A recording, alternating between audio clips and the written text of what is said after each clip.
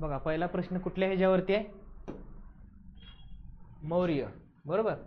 म्हणजे प्राचीन भारतातल्या मौर्य साम्राज्यावरती प्रश्न आहे आणि मौर्य साम्राज्यावरती मॅक्झिमम प्रश्न अशोक, बरोबर, आणि चंद्रगुप्त पहिला, म्हणजे चंद्रगुप्त पहिला म्हणण्यापेक्षा चंद्रगुप्त मौर्य, बरोबर. आणि त्याच्यातलं एक साहित्य कोणतं माहितीये, ह्याचं उत्तर बघू नंतर, आधी हे सांगा. चंद्रगुप्त मौर्यचं जे साम्राज्य आहे त्यानं कुणाला हरवलं, शेवटचा राजा, बरोबर, मगध साम्राज्याचा शेवटचा राजा धनानंद, बरोबर. आणि कोणतं ते पुस्तक, नाही नाही, अर्थशास्त्र तर चाणक्यने लिहिले ना, नाही नाही, मुद्रा राक्षस, बरोबर. कोणाचा आहे, विशाखा दत्त यांचं मुद्रा राक्षस या पुस्तकामध्ये सांगितलंय की चंद्रगुप्त मौर्यनं चाणक्याच्या मदतीनं कुणाला हरवलं, धनानंदाचा पराभव केला आणि मोठ्या साम्राज्याची निर्मिती केली, त्या साम्राज्याचं नाव मौर्य, बरोबर. मग त्यानंतर चंद्रगुप्त मौर्य जैन झाला, ते ठीक आहे. मग त्यानंतर कुठला राजा, मोठा राजा झाला एक, चंद्रगुप्त मौर्य नंतर कोण राजा आहे, अशोक. कसा असेल, अशोक तर त्याचा, अशोकाचा तर आजोबा आहे चंद्रगुप्त मौर्य, चंदूबिंदू, बरोबर ना. चंदूबिंदू म्हणजे कोण, चंद्रगुप्त नंतर बिंदुसार. आणि अशोक कधी आलाय राजा सत्तेवर, 232 बिफोर ख्रिस्त, बरोबर. आणि त्याच्यानंतर 232 नाही, 232 ला शेवट आहे त्याचा, 272, बरोबर. आणि 232 ला त्याचा शेवट आहे. मग ह्या मौर्य साम्राज्याची त्यानं जी मोठं केलं होतं त्याच्यातलं हे अधिकारी आहेत, बरोबर. आपण जसं अधिकारी आपल्याकडे आहेत आता सध्या, तसं बरोबर सुप्रिमटेंडंट असतं ना, सुप्रिमटेंडंट ऑफ पोलीस, बरोबर. म्हणजे काय मराठीत काय म्हणतो त्याला आपण, SP ला काय म्हणतो, जिल्ह्याच्या अधीक्षक, बरोबर. आणि मग त्यातलंच एक पद आहे अमात्य, बरोबर. मग हे अमात्य पद आहे का नाही, बरोबर ह्याला लागते बघा, मौर्यकालीन प्रशासकीय अधिकारी, बरोबर. आपण कुठल्या परीक्षेची तयारी करतोय, प्रशासकीय अधिकारी होण्याची, बरोबर. मग हे अमात्य पद तुम्हाला माहित पाहिजे, बरोबर. बाकीचं बघा काहीच नाही, हे सगळं मंत्रणा नावातच आहे, मौर्यकालीन दैनंदिन राज्यकारभारासाठी असणाऱ्या मंत्र्यांची समिती, ते तर चुकूच नाही, बरोबर. हा पुस्तकातला प्रश्न आहे, 11वीच्या पुस्तकात बघा तुम्ही, स्टेट बोर्ड मध्ये दिले. हे जे चोर रज्जुक आहेत, चोर रज्जुक, हे कोण आहेत, चोर रज्जुक, व्यापारी तांड्याचे संरक्षण करणार, बरोबर. इथं चोर शब्दावरनं पण कळू शकते आपल्याला, चोर रज्जुक, बरोबर. ह्या चोर रज्जुकवरनं कळते की तांड्यांचं संरक्षण करणार. आणि समहर्ता म्हणजे हे महसूल प्रशासन सांभाळणारे, म्हणजे कर वगैरे गोळा करणारे जे लोक येतात का नाही, ते कशात येतात, ह्या समहर्तामध्ये येतात. एक 4-5 गोष्टी लक्षात ठेवायच्या. अजून कुठलं माहिती आहे का, दळणवळणासाठी कुठला होता, त्यानंतर IFS जो होतो फॉरेन, तो एक लक्षात ठेवायचा. मौर्यांच्या काळात काय होतं, एक 5-6 लक्षात ठेवलं ना, आणि 1-2 जोडी जमली तरी कळून जाते. फक्त चोर रज्जुक लक्षात ठेवा बघा, नावात, आणि बऱ्याच गोष्टी नावात असतात, नावातून पण कळून जातात, ठीक आहे. त्यानंतर बघा मग किती नंबरचा ऑप्शन येतो बघा, तुम्ही बरोबर केलाय का. हा हा, नाही नाही, रेव्हन्यूच पाहिजे ते, हा, महसूल म्हणजे रेव्हन्यू.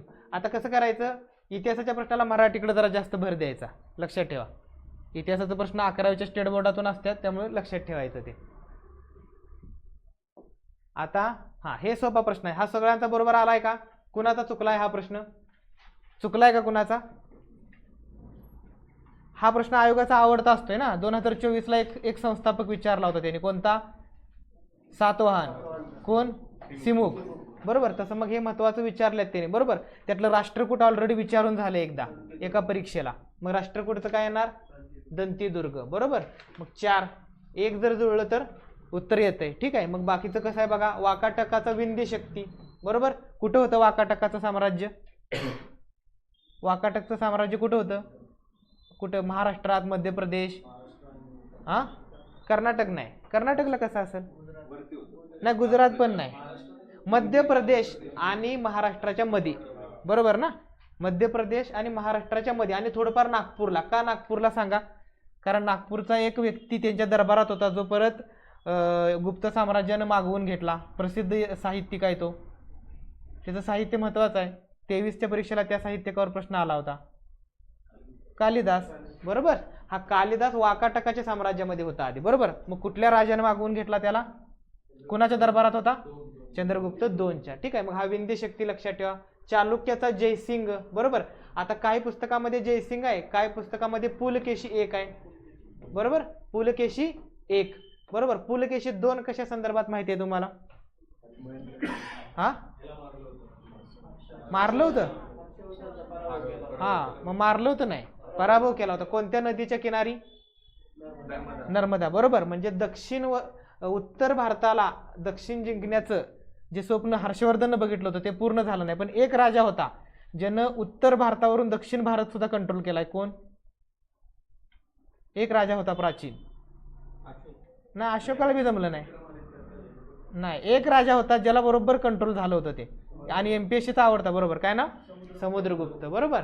त्यानंतर पल्लव कोण? सिंहवर्मा. ठीक आहे. आता हे बघा, हे माहित नसतं बऱ्यापैकी पल्लवांचं, बरोबर. फक्त राष्ट्रकूट आणि चालुक्य जरी माहित असतं तरी येते, बरोबर. असं लक्षात ठेवायचं. आणि हा आयोगाचा आवडता प्रश्न आहे. त्याच्यामुळे महत्वाची जी काय 10-15 घराणे असतील, सातवाहन असू द्या, शुंग घराणा असू द्या, कण्व घराणा असू द्या, आता तुम्हाला ह्याचं विचारणार नाहीत. कशाचं? मौर्यांचं. मौर्यांचं सगळ्या गावाला माहीत असतं या, बरोबर. महत्वाची घराणी बघायची. आणि ती पण आता ही घराणी प्राचीन भारतातली नाही आहेत. ही वरची 3 कुठले सांगा? ही ती वाकाटकच फक्त प्राचीन आहे. अर्ली मिडिएवल आहे ते, म्हणजे सुरुवातीच्या काळातले आहेत, मध्ययुगीन भारताच्या, बरोबर. आता चला पुढचा प्रश्न काय आहे बघा. हा प्रश्न सोपा आहे. एक प्रश्न ह्याच्यावर असतोय, कशावर? हडप्पा. आणि हडप्पाचा प्रश्न असण्याची पद्धत बघा. एक प्रश्न साईट बरोबर लिहिले का? हे SIT असते ना, का SIGST असते? SIT, साईट, बरोबर.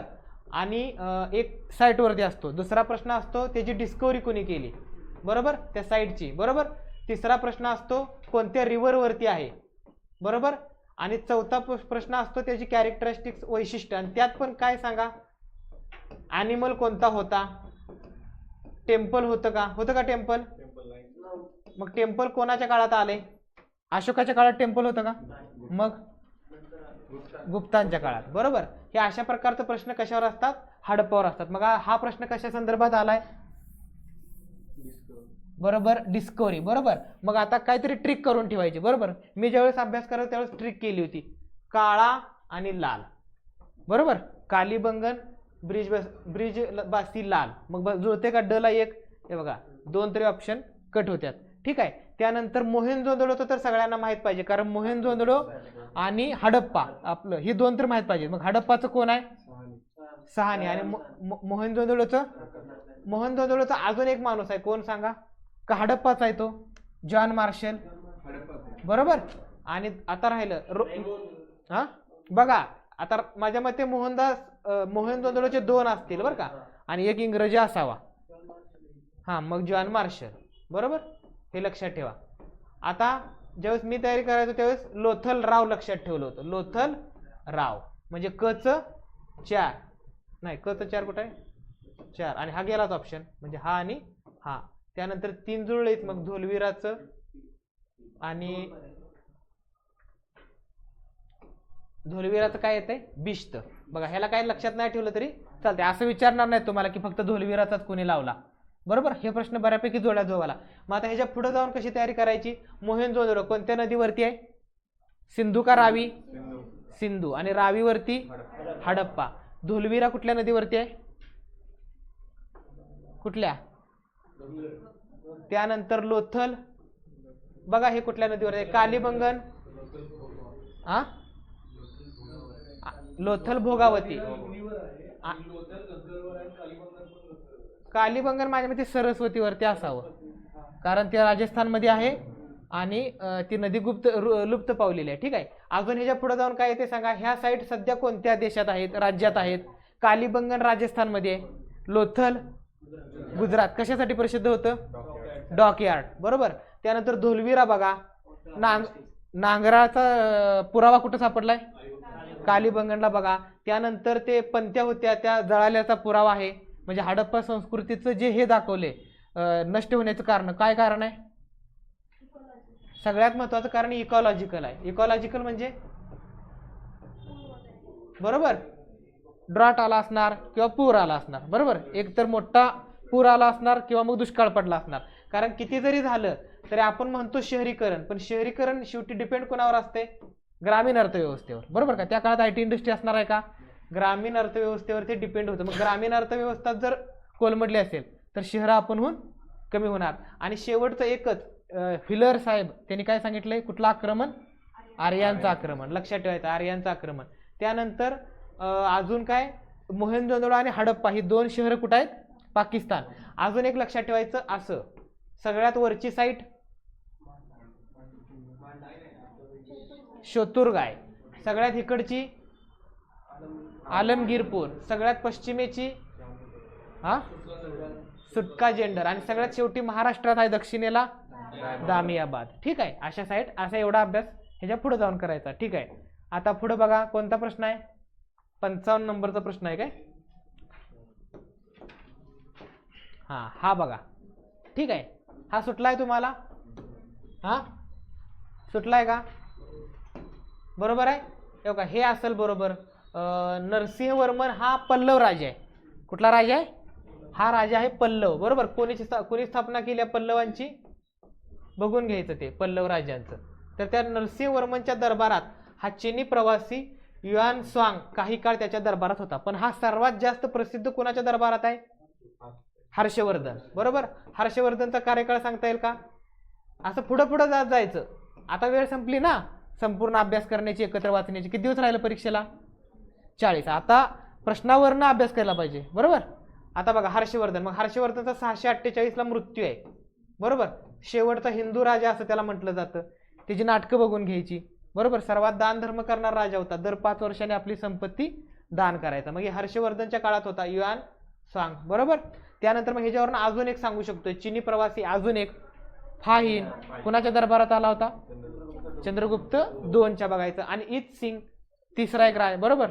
हे 3 चीनी प्रवासी लक्षात ठेवायचं. त्यानंतर मग हे अजून काय. अमोघ वर्ष कुणाच्या कुठला राजा आहे हा. अमोघ वर्ष कुणाचा राजा आहे. नाही राष्ट्रकूट नसल. सातवाहनचा बी राजा आहे. आता कसं झालं ह्या दोन्ही सातवाहन मध्ये पण दिले ह्याला आणि राष्ट्रकूट मध्ये पण दिले.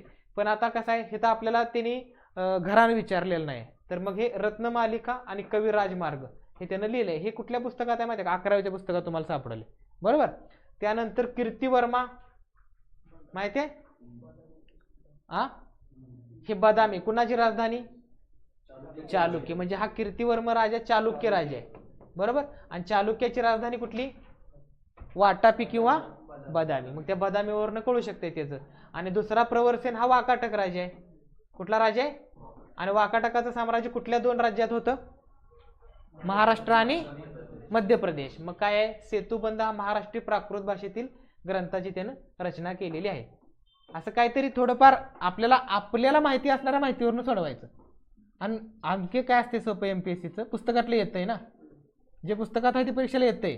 यूपीएससी सारखं तेवढं लोड देत नाहीत ती की बाबा तुमच्या स्वतःच्या नॉलेजवर. एक 11वीचं पुस्तक 100% वाचायचं. 6वीचं आणि 11वीचं. ज्याला 6वीचं शक्य नाही झालं त्यानं 11वीच तर वाचायचं. ठीक आहे ना. अजून ज्याला एक्स्ट्रा पाहिजे ना तमिळनाडूत वाचायचं. 2च पुस्तकं वाचायची प्राचीन भारताला. ठीक आहे. आता पुढचं बघा. हा 56 नंबरचा प्रश्न दरवर्षी परीक्षेला असतो. काय उत्तर आहे रे ह्याचं. ह्याच्यात काय टेक्निक आहे का. काय लक्षात ठेवणार आता ह्याच्यात. एवढंच माहित पाहिजे की बीडचा एकच माणूस होता. काय सदाशिव निळकंठ जोशी. लक्षात ठेवायचं हे. बरोबर. ह्यात काहीच टेक्निक नाही. हे कृष्णाजी खाडीलकर गंगाधर देशपांडे हे कृष्णाजी खाडीलकर टिळकांचे अनुयायी. त्यांचं एक कुठलं तरी किचकवध नावाचं नाटक आहे. पण ते प्रिलियम्सला शक्यतो विचारणार नाहीत. बरोबर. मुख्य परीक्षेचा वगैरे तो पार्ट आहे. संस्कृती कला संस्कृतीमध्ये महाराष्ट्राच्या दृष्टीने हे लक्षात ठेवायचा व्यक्ती. त्यानंतर गंगाधर देशपांडे बघा कुठल्या रिलेटेड आहे व्यक्ती. 1857च्या उठावात आहे का. कर्नाटक सिंह म्हणतात का. सगळं बघायचं त्याला. आता हा बघा. आता इथं सगळ्यात हा प्रश्न सोडवायला गेलं काय करायचं. हे अशा प्रकारचे प्रश्न सोडवताना एक गोष्ट नेहमी लक्षात ठेवायची. पहिला प्रश्न वाचायचा. असहकार चळवळीत कार्यक्रमात कोणत्या कार्यक्रमाचा समावेश होता. एक तर कार्यक्रम विचारल्यात. असहकार चळवळ म्हणजे 1920. बरोबर. महात्मा गांधी. सगळ्यात पहिला ऑलचा ऑप्शन आहे का बघायचा. बकड कड अबक आणि सर्व विधाने. बरोबर. ठीक आहे. असं प्रश्न सोडवताना आता एक तर काय केलं असणार. जर एखादं द्यायचं नसेल तर काहीतरी वेगळ्या पद्धतीनं दिलं असणार. नव्हता म्हणून किंवा निगेटिव्ह अर्थानं. बघा आता परकीय मालावर बहिष्कार तर असणारच आहे. गांधींचं ते धोरणच आहे बहिष्कार. न्यायालयावर बहिष्कार. कारण 1920च्या आंदोलनाचा ऑलरेडी एक प्रश्न येऊन गेलाय की खालीलपैकी कोणत्या वकिलांनी न्यायालयात जायचं टाळलं होतं. बरोबर. फक्त एक व्यक्ती गेला होता. कोण. अण्णासाहेब भोपटकर. मग हा 100% बरोबर आहे. हा बरोबर आहे. मग ब आणि क असलेला ऑप्शन बघा इथं आहे. हे गेलं. हे आहे आणि हे आहे. म्हणजे एक तर आता इलिमिनेट झाले. आता बघा सरकारी शाळा महाविद्यालयावर बहिष्कार हे पण बरोबर आहे. कारण 1920च्या काळात बरोबर सरकारी शाळावर बहिष्कार टाकल्यामुळे बऱ्यापैकी प्रायव्हेट विद्यापीठ स्थापन झाली होती. जामिया इस्लामिया, बरोबर, किंवा आपलं हे SP कॉलेज बघा तुम्ही जाऊन, कितीची स्थापना आहे, 1920ची स्थापना आहे त्याची पण, मग हे पण बरोबर आहे. मग अ ब क म्हणजे आता फक्त ब क ड, ब क आणि ड, बरोबर. पण आता मग एवढं धाडस नाही होत ना आपलं की ब क ड लिहावं आणि अ नाही लिहावं, पण अचं आपल्याला माहितच नाही ना.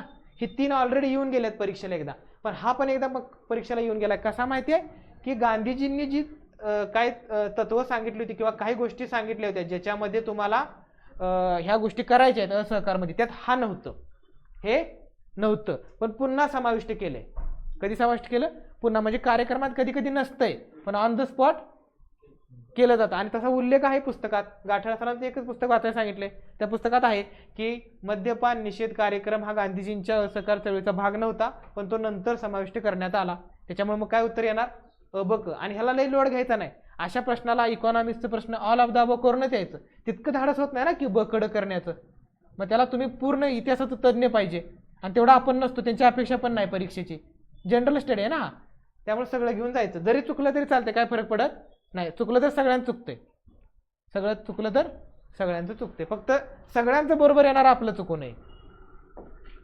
ठीक आहे. आता हा 58 हे मी शिकवताना तुम्हाला सांगितलं होतं बघा, ज्यावेळेस आपण दलित चळवळ बघतोय ज्यावेळेस ही माणसं बघतोय आपण, गोपाळबा वलंकर, किसन फागुजी बनसोडे, कालीचरण नंदा गवळे आणि शिवराम जानबा कांबळे, ह्यांचं प्रत्येकाचं एक एक काहीतरी कीवर्ड आपण लक्षात ठेवतो. मी सांगितलं होतं किसन गुरुजीला सर्वात जास्त पेपर वाचायची सवय, सांगितलं होतं का नाही? मग किसन म्हणलं की बघा वृत्तपत्र बघा आले ते का, वृत्तपत्र 2 आले ते का, 2-3ची. त्यानंतर गोपाळबा वलंकर म्हटलं तर एकच आहे रे, काय सांगा? UPSC ला विचारले की 2020च्या का 19च्या प्रिलिमला आहे बघा, विटाळ विध्वंसक. ते वृत्तपत्र आहे का काय आहे? पुस्तक आहे, बरोबर. आणि विटाळ विध्वंसक वृत्तपत्र पण एक आहे. हा, किसन फागुजी बनसोडे यांचं विटाळ विध्वंसक वृत्तपत्र आहे, आणि ह्यांचं विटाळ विध्वंसक काय आहे? पुस्तक आहे. त्यामुळे लक्षात ठेवायचं आहे. आणि हे बघा, हे कालीचरण नंदा गवळी ह्यांचं साहित्यात योगदान नाही, पण ह्यांचं योगदान कशात आहे? गांधीजींच्या चळवळी, किंवा मग 1920ची अस्पृश्यताची जी परिषद नागपूरला भरवली होती, बरोबर, त्यांचं. आता बघा, हे शिवराम जानबा कांबळे येत नाही का माहिती आहे का? नागपूर मधले लेखक नाहीत, ह्यांचं सासवडचं काम आहे, बरोबर. सासवडमध्ये त्यांनी पोलीस भरतीमध्ये दलित समाजाची माणसं असावीत असा अर्ज केला होता, बरोबर. त्याच्यामुळे हे येत नाही. आणि गोपाळबा वलंकर सांगा कुठले आहेत?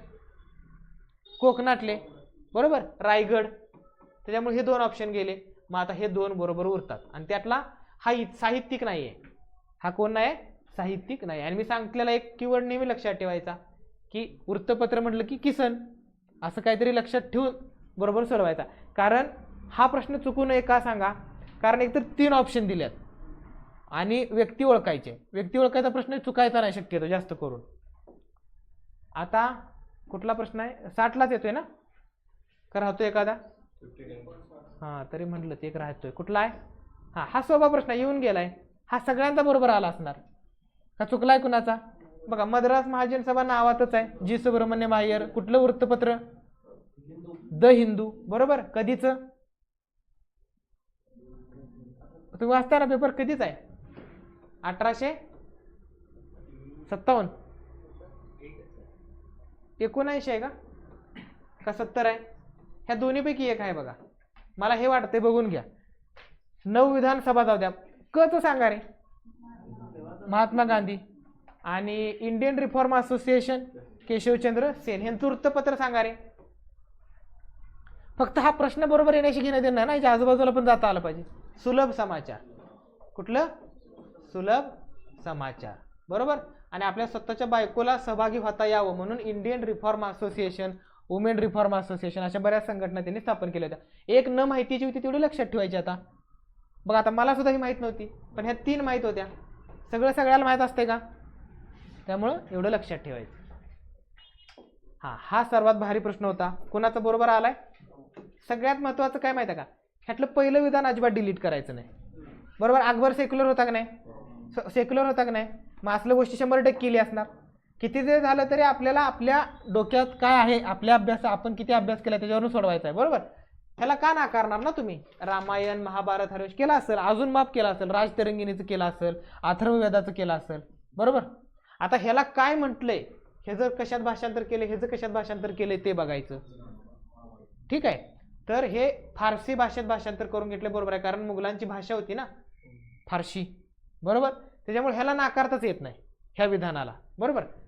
हे माहीत पाहिजे का सांगा, 2021च्या प्रिलियमला मुघलांचं साहित्यावर प्रश्न आला आणि मुघलांचे जास्त साहित्य नाही, टोटल 10 साहित्य त्यांची लक्षात ठेवायची. त्यात पण कसं, बाबरनामा कोणाचा आहे, बाबरनामा स्वतः बाबरनं लिहिलाय ना, स्वतः बाबर लिहिलाय. अरे मोठं साहित्य आहे, लोक आजही वाचतात बाबरनामा. त्यात त्यानं भारतातल्या एका प्रसिद्ध राजाचं वर्णन केले आणि त्याला असं म्हटलं की तो खूप दूरदृष्टीचा राजा होता. कोण? कृष्णदेवराय, बरोबर. कारण कृष्णदेवराय हा विजयनगरचा राजा आणि बाबर हे कंटेम्पटरी आहेत, समकालीन आहेत, बरोबर. युपीएससीला असला आवडतं बघा कंटेम्पटरी कोण कोण आहे. त्यानंतर हुमायूनामा, गुलबदन म्हणजे बाबरची मुलगी म्हणजे हुमायूची बहीण, हुमायूच्या बहिणी लिहिलाय गुलबदन बेगम, ठीक आहे. त्यानंतर 3 नंबरला राजा कोण आहे? अकबर. अकबरचा अकबरनामा कोणी लिहिलाय तर ते अबू फजल, ठीक आहे. त्यालाच अजून एक नाव आहे ऐन ए अकबरी, अकबरनामा. आणि 4 नंबर आला आता जहांगीरनामा, तो कोण लिहिलाय? नाही, आमिर खुसरो कसं लिहिल रे? आमिर खुसरो अल्लाउद्दीन खिलजीच्या काळातला आहे. जहांगीरनामा स्वतः जहांगीरनं लिहिलाय, ठीक आहे, लक्षात ठेवा. जसं बाबरनामा तसं जहांगीरनामा. त्यानंतर शहाजहाननामा, हे तुम्हाला 11वीच्या पुस्तकात आहे शहाजहाननामाचं, हे पण 11वीच्या पुस्तकातलंच आहे, हे 11वीच्या पुस्तकातलाच प्रश्न आहे. इनायत खान, कुणी? इनायत खान. आणि शेवटचा जो महान ग्रेट राजा होऊन गेला औरंगजेब, ते बघायचं, आलमगीरनामा कोणी लिहिलाय, ठीक आहे, तेवढं बघून घ्या. त्यानंतर मुघलांचं अजून जे बाकीचं कुठलं साहित्य होतं, शक्यतो ह्याच्यावरच येतोय. गुलबदन बेगमवर 21ला आला होता प्रश्न, ठीक आहे. एमपीएससीचं काय नसते, वेगळं कधीच विचारणार नाही, पीवायक्यूला धोरणच असते, म्हणून आजूबाजूला फिरायचं. आता बघा, अकबराने त्याच्या काळात फतेपूर सिक्री नावाचं शहर उभारलं होतं, बरोबर. आता काय झालं बघा, अकबरच्या मुलाचं नाव काय? अकबरच्या मुलाचं हुमायूं. कसं रे, उलट चालला का काय? अरे तुम्हाला मुघलांची सिक्वेन्स माहित नाही, सरकारी विरोधात असू दे रे, आपण नाही पाहिजे, हा, बरोबर. बाबर, बाबर का बेटा हुमायूं, हुमायूंचा अकबर. आता अकबरचा सलीम, आणि सलीमने काय टायटल घेतले?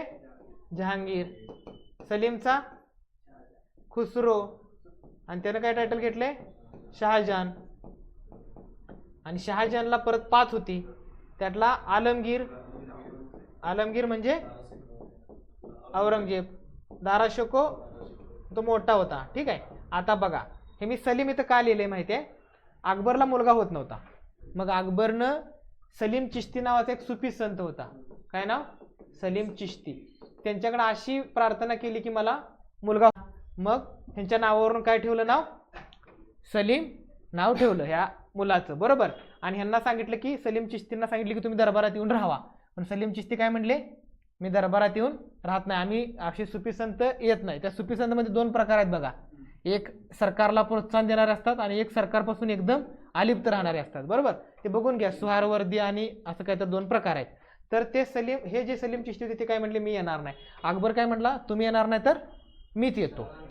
मग 1571ला अकबरनं ठरवलं की आपली राजधानी बदलायची. अकबरची राजधानी बदलली आणि अकबरनं राजधानी ठेवली सिक्री. कुठली? सिक्री आपली राजधानी ठेवली. का? तर ह्यांच्यापासून हे जवळ होतं, बरोबर. मग तेच राहायला गेले. 1571 ते 1585 इतकी वर्ष ही मुघलांची राजधानी होती. मग ह्याच मध्यंतरीच्या काळात गुजरातवरती आक्रमण केलं होतं अकबरनं आणि गुजरात जिंकलं होतं, बरोबर. गुजरात जिंकल्यामुळं फतेपूर ह्या नावा, त्या सिक्रीला काय जोडलं? गुजरातचं फतेह झालं म्हणून काय नावाला, ह्या राजधानीचं नाव बदलून काय ठेवलं? फतेपूर सिक्री. अकबरला पण बराच नाद होता शहरांची नावं बदलायचा, बरोबर. फतेपूर सिक्री. ते अलाहाबाद बी नाव अकबरनंच ठेवले. प्रयागराज नाव होतं अगोदर, अकबरनं त्याचं नाव अलाहाबाद ठेवले, ठीक आहे. फतेपूर सिक्री त्याच्या काळात शहर वसवले, हे बरोबर आहे का? मग बरोबर आहे, ठीक आहे. आता हा येऊन गेलाय प्रश्न, निष्क म्हणजे सोन्याचा अलंकार, जो एक्सचेंज करण्यासाठी ट्रेडच्या वापरला जायचा. हे पुस्तकात आहे आणि हे पण पुस्तकात आहे, बरोबर आहे का नाही? हे 2 हे आहे की नाही? बार्ली, हे बार्ली म्हणजे काय? सातू, ठीक आहे. हे बार्ली म्हणजे सातू आणि हे 2 तर आहे. आता फक्त ही 2 जुळत नाहीत, कुठली त्यातली आपल्याला माहित पाहिजे, ठीक आहे. आता थोडा अवघड होता, हा चुकला पाहिजे सगळ्यांचा. का आलाय कुणाचा बरोबर? हा, जर एखाद्याचा आला असला तर त्याला मग ठीक आहे, त्याला माहिती असू शकतोय किंवा मग शक्यतो मी 3 दाबतो म्हणून मग 3 नुसार बरोबर येते. हे काय आहे, हे कृष्य काय आहे माहिती आहे का? हे नांगरट करणाऱ्या लोकांचा समूह आहे, बरोबर, आणि त्यांच्या गाव वसाहतीला कृष्य म्हटलं जाईल. आणि हे बरोबर आहे मग ओखा. ठीक आहे, पण हे वरची 2 तर तुम्हाला माहित पाहिजे. ठीक आहे, आणि हा चुकला तर चुकू द्या, जास्त लोड घ्यायचा नाही. 15 पैकी आपलं 14चं टार्गेट आहे, 14 बरोबर आले पाहिजेत मात्र. आता हे नाही अवघड, म्हणजे वृत्तपत्र पाठच करताना एका सिक्वेन्स मध्ये पाठ करायची, बरोबर. भाला भोपटकर, भाला कुणाचा, बाकी बघायचंच नाही, ह्यात काय टेक्निक आहे का? भाला कुणाचा, भोपटकरांचा, बस, बाकी काहीच लक्षात ठेवायचं नाही, भोपटकरांचा भाला. ठीक आहे, आता बघा हा प्रश्न बघा कुठला, 64 नंबरचा. काय प्रश्न आहे, शकांचा पराभव केला. बघा, विक्रमादित्य हे बिरुद धारण केलं, पश्चिमेकडली माळवा, गुजरात आणि काठेवाड या भागावर आपले आधिपत्य मिळवलं. दुसरा रुद्रसेन, चंद्रगुप्त 1, चंद्रगुप्त 2, कुमारगुप्त. प्रश्नातच तुम्हाला सांगितले की ह्या प्रश्नाचं उत्तर गुप्त मधलं काहीतरी आहे, कारण प्रश्न गुप्तावर आहे, बरोबर. दुसरा रुद्रसेन निघून गेला, उरला कोण आता, 3 गुप्त उरलं. ठीक आहे, आता 3 गुप्त मध्ये बघा, ठीक आहे, कुमारगुप्त, चंद्रगुप्त 1 आणि चंद्रगुप्त 2. तुम्हाला त्या ह्याच्या गोष्टी माहिती आहेत विक्रम वेताळच्या, बरोबर. त्या विक्रम वेताळच्या राजाचं नाव काय, तेच ना, हा चंद्रगुप्त. विक्रमादित्य, विक्रम वेताळ म्हटला जो विक्रमादित्य आहे तो हाच आहे ना, चंद्रगुप्त 2, बरोबर. तितकं जरी माहित असतं तरी सुटते. आणि बघा, शकांचा पराभव केला, कारण आपण जेव्हा गुप्त वाचतोय तेव्हा 3 महत्वाचे गुप्त वाचून टाकायचे, एक चंद्रगुप्त, चंद्रगुप्त 2 आणि नंतर समुद्रगुप्त. इथं जर समुद्रगुप्त असतं तर समुद्रगुप्तच मार्क करायचं, कारण आयोगाचं समुद्रगुप्तवरती प्रश्न विचारायचं जास्त हे आहे बघा. मग हा शकांचा पराभव केला होता म्हणून ह्याला काय म्हणतात माहिती का, शकारी. आरी म्हणजे शत्रू, आणि शकांचा अरी, शक प्लस अरी असं करून ते शकारी असं म्हटलं जातं, बरोबर. ह्या चंद्रगुप्त 2 ला, बरोबर. का त्यानं शकांचा पराभव केला होता माहितीये, आपण विशाखा दत्तचं एक साहित्य बघितलं, काय रे, मुद्रा राक्षस. अजून एक आहे देवी चंद्रगुप्त, कुठलं, देवी चंद्रगुप्त. मग गुप्ताची स्थापना श्रीगुप्त, कधी, 295 ला, बरोबर. मग एक महत्वाचा राजा झाला कोण, चंद्रगुप्त पहिला, 319, बरोबर. इथनं गुप्ताचा काळ मोजायला चालू आहे बघा. 318, 319, 320 काय बी देतात पुस्तकात, सगळं लक्षात ठेवायचं म्हणजे कुठलं येईल ते. त्यानंतर चंद्रगुप्त नंतर बिंदू, कसं रे, चंदू बिंदू वेगळं झालं, ते तो तिकडचा चंदूबिंदू आहे. चंद्रगुप्त मौर्य आणि बिंदुसार. चंद्रगुप्त नंतर समुद्रगुप्त आहे ना, समुद्रगुप्त, हा समुद्रगुप्त. आणि समुद्रगुप्त नंतर समुद्रगुप्तला एक मोठा मुलगा होता, त्याचं नाव होतं रामगुप्त. काय नाव होतं, रामगुप्त. पण हा दुबळा होता, बरोबर. हा दुबळा असल्यामुळं ह्याला सत्ता मिळत नव्हती, म्हणजे सांभाळता आली. ह्याच्या बायकोचं नाव ध्रुवदेवी. काय नाव, ध्रुवदेवी. ही ध्रुवदेवीला काय केलं, म्हणजे ह्या शकांनी विचारलं ह्या रामगुप्ताला, एक तर राज्य दे किंवा ध्रुवदेवी दे, एक तर काय दे, राज्य दे किंवा ध्रुवदेवी दे. हा काय म्हणला, ध्रुवदेवीला घेऊन जावा. हा काय म्हणला, ध्रुवदेवीला घेऊन जावा. मग ध्रुवदेवीला हे पळवून घेऊन जातात शक, बरोबर. पण राग येतो भावाला, नाव काय, चंद्रगुप्त, याला राग येतो, तो जातो शकांचा पराभव करतो, ध्रुवदेवी माघारी घेऊन येतो, रामगुप्ताला मारून टाकतो आणि ध्रुवदेवीशी विवाह करतो. ही कहाणी या देवी चंद्रगुप्तमची आहे, बरोबर. इतकं लक्षात ठेवायचं, कारण आयोगाचा तो आवडता पॅटर्न आहे ना, की कुणाचं कहाणी आणि ते थोडंसं माहित पाहिजे. जसं ते पुष्यमित्र शृंगाचं विचारलं होतं एकदा, बरोबर. मग ह्या ध्रुवदेवीशी लग्न करतो कोण, चंद्रगुप्त 2. एक मुलगी होती, काय नाव, महत्वाचे आहे ना, प्रभावती. आणि कुणाशी लग्न होते, वाकाटक राजा, बरोबर. वाकाटक राजाशी लग्न होते. त्या राजाचं नाव बघा काय आहे, रुद्रसेन 2च असावं. तर ह्या चंद्रगुप्त 2 ह्याचं उत्तर आहे, बरोबर. आणि गुप्तमध्ये टायटल लक्षात ठेवायची बरं का. एकदा दोनदा कुमारगुप्तचं पण टायटल विचारलंय, बरोबर. महाराजा धीराज कोणाचा आहे बघायचं, महाराजा कोणाचा आहे बघायचं, विक्रमादित्य कोणाचं बघायचं आहे. आणि हे असे प्रश्न सोडवताना नाही एक डोक्यात नेहमी लक्षात ठेवायचं की हे 2 मार्कच करता यायचे नाहीत कधीच, नाही की बाबा चंद्रगुप्त 2च उत्तर असणार, म्हणजे एमपीएससी फेमस व्यक्तीवरतीच प्रश्न विचारणार असं. म्हणजे मार्कच करताना चंद्रगुप्त 2 ला मार्क करतात, कारण इतिहासात सर्वात जास्त हे जर माहिती दिली ना एमपीएससी पण तो विचार करूनच असा, कारण ते एकतर चुकलं तर त्याला परत ते दुरुस्त कोण करणार, पोरं इकडनं 700 क्लेम करणारे असतील, त्यामुळे लय लोड घेत नाही. त्यामुळे मी नेहमी लक्षात ठेवायचं. हा बघा, हा आला पाहिजे, ह्यात काय टेक्निक नसत्या, हे जे फॅक्टच आपलं 50-60 बाणाची नोट आहे त्यात आहे फोर्स्ड विडो काहीतरी इंग्रजीमध्ये. काय दिले ह्याचं उत्तर लिहिले झाले की नाही याची चर्चा. बेहरामजी मलबारी. मग ह्याच्यानुसार रमाबाई रानडे, पंडिता रमाबाई, बाळशास्त्री जांभेकर ह्यांचं लेख बघायचं. ह्यांचं लेख काय आहेत बरोबर. ह्यांची आत्मचरित्र बघायची. ह्यांच्यात कुणाचं वृत्तपत्र आहे का बघायचं. समजले का. ठीक आहे.